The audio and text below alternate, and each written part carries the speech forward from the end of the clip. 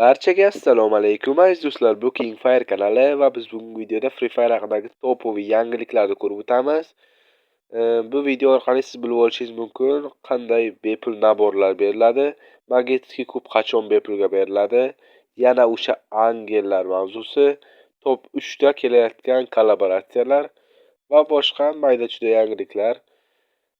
Videoni boshlashdan oldin videoga like bosib, kanalga obuna bo'lib qo'ying. Men bugungi videoni boshladim. Yangiliklarda allaqachon kelib ulgurgan mini kollaboratsiya haqida gapirib boshlab beraman. Bu kollaboratsiyada biz bepul jenskiy nabor, sumka, avatarka va fon oldik. Va bu narsalar Free Fire Hair Trocker degan tailandskiy youtuber bilan qilgan kollaboratsiyasidan. Men shaxsan o'ylamagandimki, tailandskiy youtuber narsalarini bizni regionga olib keladi deb. Shuning uchun ham bunaqa yangilik aytmagandim. Keyingi yangiligimiz Prime 2 dan balandlar uchun qiziq bo'ladi. Sababi bu yil ham Prime dan bepul narsalar beriladi. Ular Ramazon oyida, tug'ilgan kuningizda va Free Fire o'sha necha yilligini nishonlagan payt va albatta qishki sabitiyalarda. Ba'zi manbalarga qaraganda Ramazon oyida prosta bepulga kupon beriladi ekan, jackpotlarni aylantirish uchun. Tug'ilgan kuningizda esa o'tgan yili 100 almaz bergandi. Bu yil agar razraботчикларning fantaziyasi rivojlanmagan bo'lsa, yana 100 almaz beradi. Endi esa siz kommentariyaga yozingchi, Free Fire'da tug'ilgan kuningizni nechinchi sanaga to'g'rilab qo'ygansiz?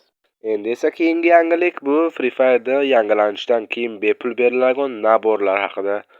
O'zi vobsheta Free Fire'da kelasi yangilanishda 3 ta event bo'lar ekan va uchala eventda ham bepul naborlar beriladi va uchalasini ham bugun shu videoda ko'rib olishlaringiz mumkin.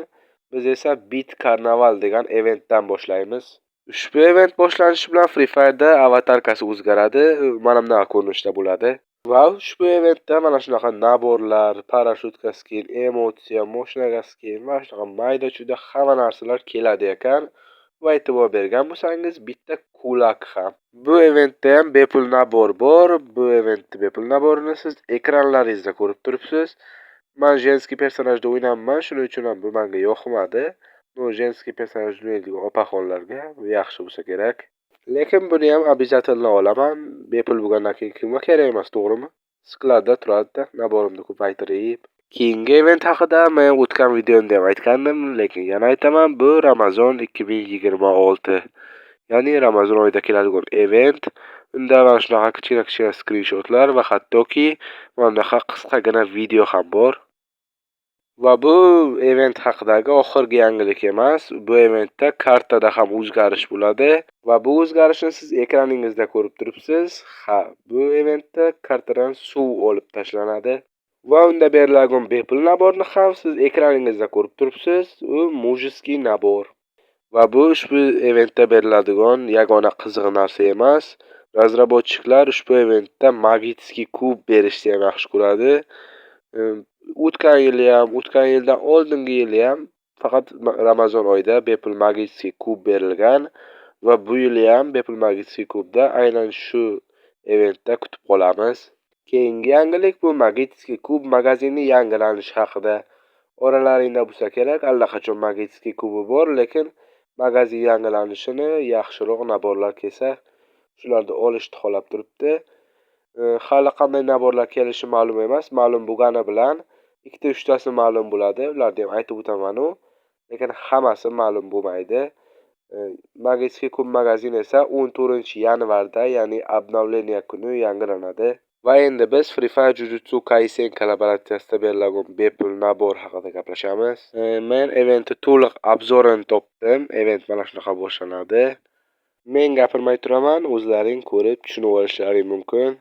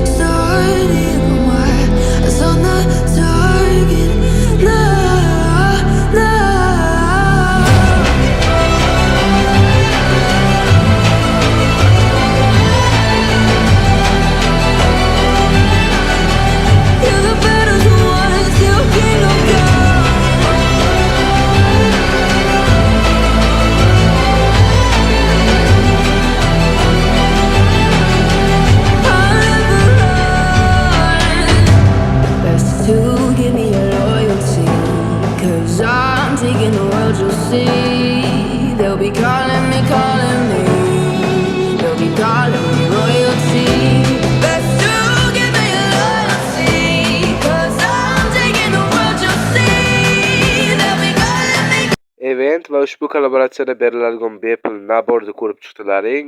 Endi esa yana o'sha ushbu kollaboratsiyada keladigan mayda-chuyda narsalarni obzor qilamiz.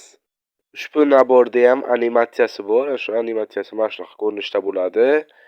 Cho'tki qilib ishlanibdi meni fikrimcha. Ushbu eventda mana shunaqa grozaga skin keladi. Effektli ekan. Oruja almashtirganda, otganda va o'lganda effekti bo'ladi. Oruja chiroylikkina ishlangan.